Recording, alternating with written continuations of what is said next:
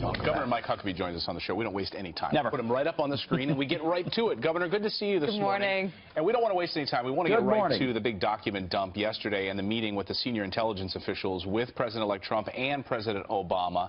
And from this intelligence report, they said, quote, "We assess Russian President Vladimir Putin ordered an influence campaign in 2016 aimed at the U.S. presidential election. Russia's goals were to undermine public faith in the U.S. democratic process, denigrate Secretary Clinton, and harm her electability and potential presidency." Democrats have said that this, delegitimizes Trump. But really, I think the assessment also shows that it had nothing to do with Trump. It was all about Hillary Clinton. What do you make of this? Well, first of all, to say that it was Vladimir Putin who somehow delegitimized the election and that he was out there to help Trump, look, it was not so much what Putin did, it's what Hillary did. And we've said this over and over. But I think it's absurd for people to continue and try to say that somehow he had the impact of the election. It was her lack of a message, her lack of a strategy, the insults she made to voters by calling them a basket of deplorables and irredeemable.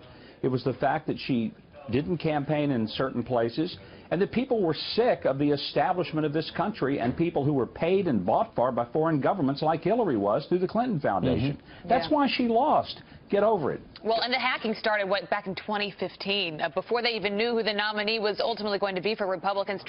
Mr. Trump's already up this morning tweeting about this, Governor. He's saying intelligence stated very strongly there was absolutely no evidence that hacking affected the election results. Voting machines not touched. Only reason the hacking of the poorly defended DNC is discussed is that the loss by the Dems was so big that they are totally embarrassed. My question to you is advice that you would give to President-elect Trump, because this falls on his lap. He met with officials yesterday, has a much better understanding of everything that happened and what we now face when it comes to hacking. How would you advise him to handle this going forward?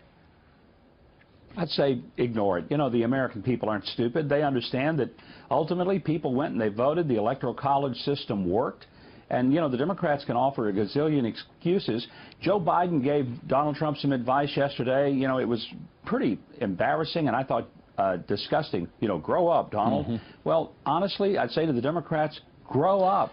Get over it, snowflakes. Your snow has melted. But you're not saying you're not saying to have him ignore this assessment, because they use the intelligence official said what happened with Russia. Yeah, how does he handle that?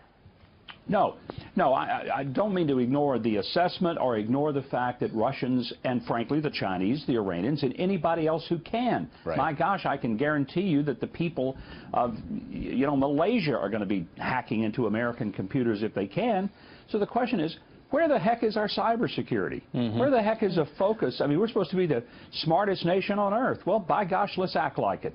And let's recruit some of the best and finest and make sure that if we have to get them from all over the world, what we do is we put up, not just a wall at Mexico's border, we put up a wall at our cyber border and build a great wall, and we'll make the rest of the country pay for it. Or the world. The rest of the world you mentioned a bunch of other countries, and this is, some have said, is this a bit selective in that this one is what Russia's done, while impactful, obviously, at some level, is not the first time, or certainly not even close to the first time. We've got a list of all the hacks or attempted breaches that have gone on over the last number of years, from the OMB, the Office of Management and Budget, last year, or a year and a half ago, Chinese looks like they stole 21 million Social Security numbers. Yet, we don't know what the gravity of the response was. This is not a new phenomenon, as bad as it is.